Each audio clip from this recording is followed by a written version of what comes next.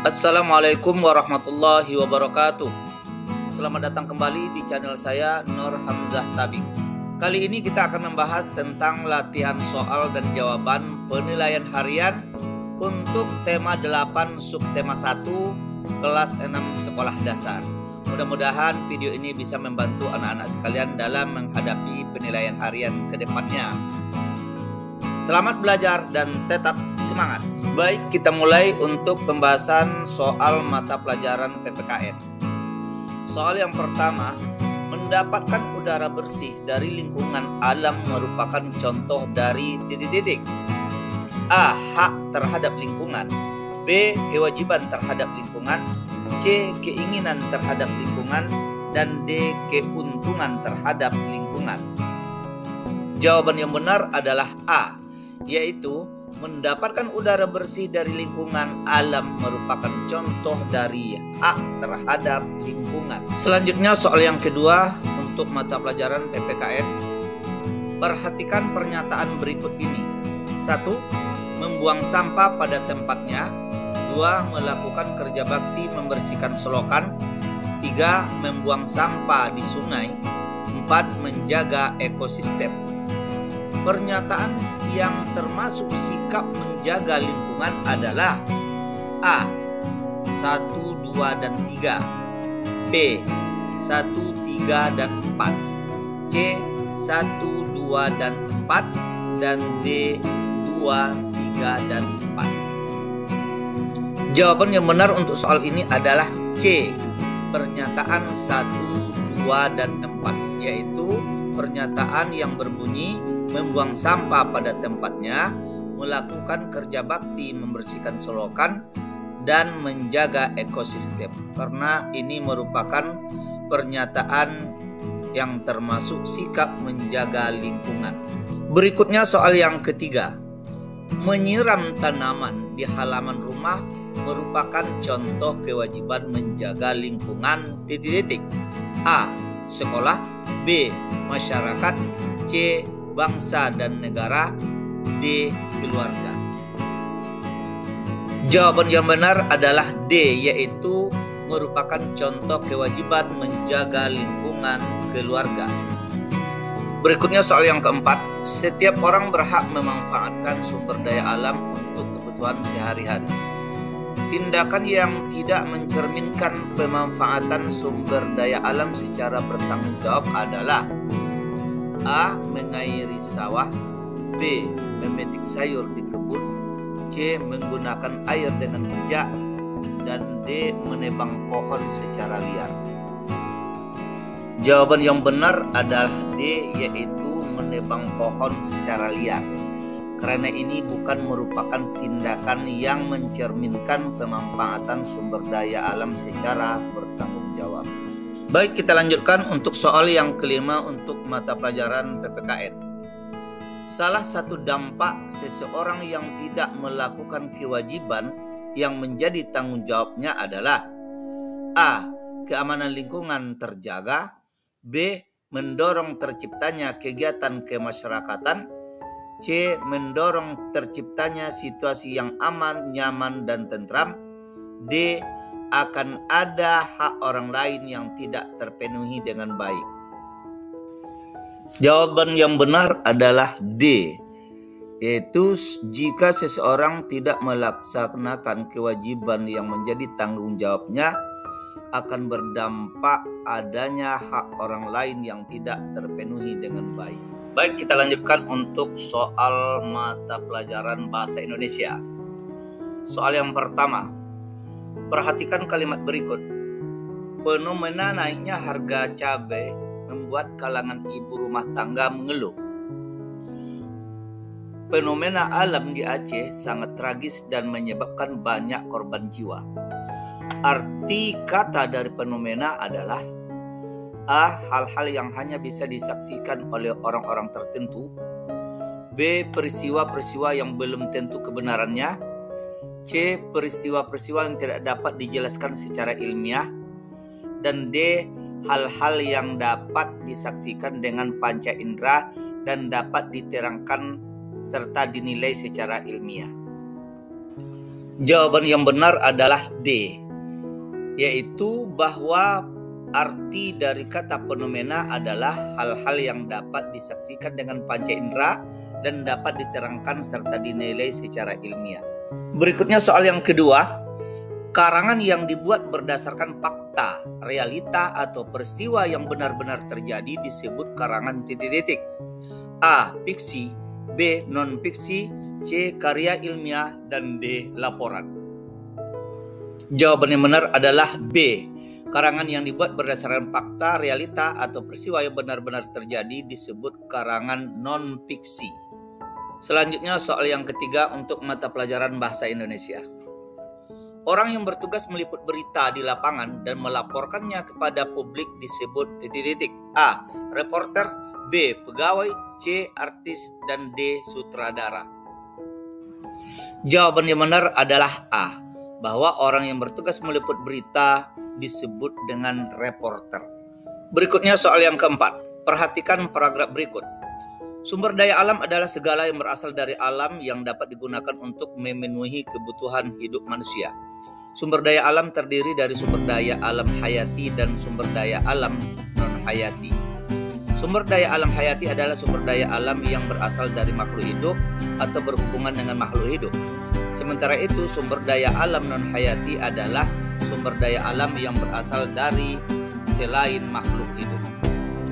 Kata kunci paragraf tersebut adalah A. Sumber daya alam, B. Sumber daya Indonesia, C. Kebutuhan hidup manusia, dan D. Jenis makhluk hidup. Jawaban yang benar adalah A. Bahwa kata kunci yang sesuai dengan paragraf tersebut adalah sumber daya alam. Baik, kita lanjutkan untuk soal yang kelima mata pelajaran bahasa Indonesia. Perbedaan antara fiksi dan non-fiksi terletak pada masalah titik-titik. A. Panjang pendeknya teks, B. Latar belakang penulisan, C. Faktual atau tidak, dan D. Tokoh dalam penulisan. Jawaban yang benar adalah C, yaitu perbedaan antara fiksi dan non-fiksi terletak pada masalah faktual atau tidak faktualnya. Baik, berikutnya soal untuk mata pelajaran IPA. Soal yang pertama. Gerakan bumi mengelilingi sumbu atau poros atau peristiwa bumi berputar pada porosnya disebut titik-titik. A. Rotasi bumi, B. Revolusi bumi, C. Gravitasi bumi, dan D. Gerak semu bumi. Jawaban yang benar adalah A. Bahwa gerakan bumi mengelilingi sumbu atau peristiwa bumi berputar pada porosnya disebut dengan rotasi bumi. Berikutnya soal yang kedua. Lama waktu yang diperlukan bumi untuk berotasi satu kali putaran adalah A. 1 tahun atau 365 hari, B. 1 bulan atau 30 hari, C. 1 hari atau 24 jam, dan D. 1 musim atau 3 bulan.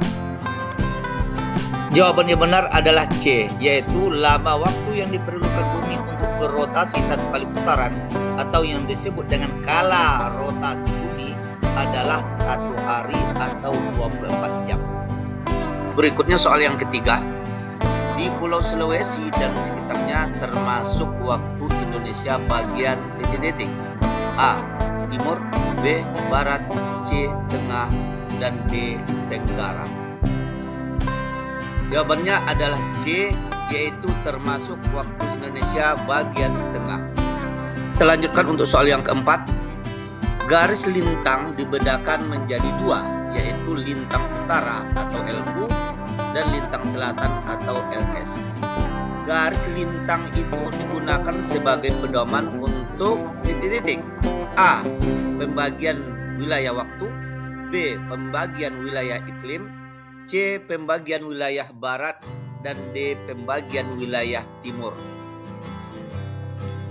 Jawaban yang benar untuk soal ini adalah B, yaitu garis lintang digunakan sebagai pedoman untuk pembagian wilayah iklim. Berikutnya soal yang kelima. Terjadinya peristiwa siang dan malam disebabkan oleh titik-titik. A. Revolusi bumi, B. Rotasi bumi, C. Revolusi bulan, dan D. Rotasi bulan. Jawaban yang benar adalah B, yaitu terjadinya peristiwa siang dan malam disebabkan oleh rotasi bumi. Baik, berikutnya kita lanjutkan untuk soal mata pelajaran IPS. Soal yang pertama, wilayah negara-negara di Asia Tenggara tidak sama. Ada yang wilayahnya luas dan ada yang wilayahnya sempit. Negara di Asia Tenggara yang wilayahnya paling kecil adalah negara A. Brunei Darussalam, B. Singapura, C. Myanmar, dan D. Thailand. Jawaban yang benar adalah B, yaitu negara di Asia Tenggara yang wilayahnya paling kecil adalah negara Singapura. Berikutnya soal yang kedua. Negara di Asia Tenggara yang pernah menjadi provinsi di wilayah negara Indonesia yaitu negara A. Brunei Darussalam, B. Singapura, C. Malaysia, dan D. Timur Leste. Jawaban yang benar adalah D, yaitu negara yang pernah menjadi provinsi dan bagian wilayah negara Indonesia yaitu negara Timur Leste. Berikutnya soal yang ketiga untuk mata pelajaran IPS. Perhatikan gambar berikut. Bangunan seperti pada gambar tersebut merupakan tempat tujuan wisata yang berada di negara A. Kamboja, B. Thailand, C. Vietnam, dan D. Singapura. Jawaban yang benar adalah D, bahwa bangunan seperti pada gambar tersebut merupakan gambar bangunan Landmark yang merupakan tempat tujuan wisata yang berada di negara Singapura. Berikutnya soal yang keempat. Di bawah ini merupakan pembagian wilayah geografis negara Thailand, kecuali A. Pegunungan es, B. Pegunungan kapur, C. Dataran rendah, dan D. Tanah genting kera. Jawaban yang benar adalah A, yaitu pegunungan es, karena ini bukan merupakan pembagian wilayah geografis negara Thailand. Berikutnya soal yang kelima. Defense Minister Meeting, perjanjian ekstradisi ASEAN, pengiriman duta dan konsulat, dan perjanjian kawasan bebas nuklir. Ini merupakan bentuk kerjasama negara ASEAN di bidang A. Pendidikan, B. Ekonomi, C. Politik, dan D. Kesehatan. Jawaban yang benar adalah C, yaitu merupakan bentuk kerjasama negara ASEAN di bidang politik. Baik, berikutnya soal yang pertama untuk mata pelajaran SPDP. Jarak antara dua buah nada dikenal sebagai A. Interval nada, B. Tangga nada, C. Nada mayor, dan D. Nada minor.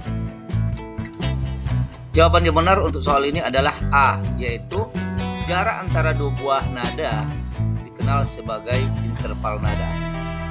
Selanjutnya soal yang kedua. Jika dua buah nada dimainkan satu nada, kemudian disusul dengan nada yang lain secara berurutan, disebut dengan A. Interval melodis, B. Interval harmonis, C. Nada tinggi, dan D. Nada rendah. Jawaban yang benar adalah A, yaitu disebut dengan interval melodis. Berikutnya soal yang ketiga. Tidak semua bunyi dapat dikatakan sebagai musik karena A. Musik tidak memerlukan bunyi untuk didengar, B. Musik merupakan bunyi yang memiliki nada tunggal, C. Bunyi tanpa irama bukan merupakan musik, dan D. Bunyi yang mempunyai irama dan melodi yang bisa dikatakan sebagai musik. Jawaban yang benar adalah D, yaitu yang mempunyai irama dan melodi yang bisa dikatakan sebagai musik. Berikutnya soal yang keempat. Fungsi simbol pada teks lagu adalah supaya A. Indah didengar, B. Mudah dinyanyikan, C. Sama cara membaca nada, dan D. Seimbang nadanya. Jawaban yang benar adalah B, yaitu fungsi simbol pada teks lagu adalah supaya mudah dinyanyikan. Selanjutnya soal yang kelima untuk mata pelajaran SPDP. Seni merupakan suatu cara untuk membuat sesuatu menjadi lebih titik-titik. A. Sulit. B. Mudah. C. Indah. Dan D. Bermakna. Jawaban yang benar adalah C, yaitu bahwa seni merupakan suatu cara untuk membuat sesuatu menjadi lebih indah. Demikian video pembelajaran ini, semoga bisa bermanfaat bagi kita semua. Terima kasih bagi yang sudah menonton, mohon maaf atas segala kekurangan. Sampai jumpa di video pembelajaran yang akan datang. Jangan lupa like, komen, dan subscribe.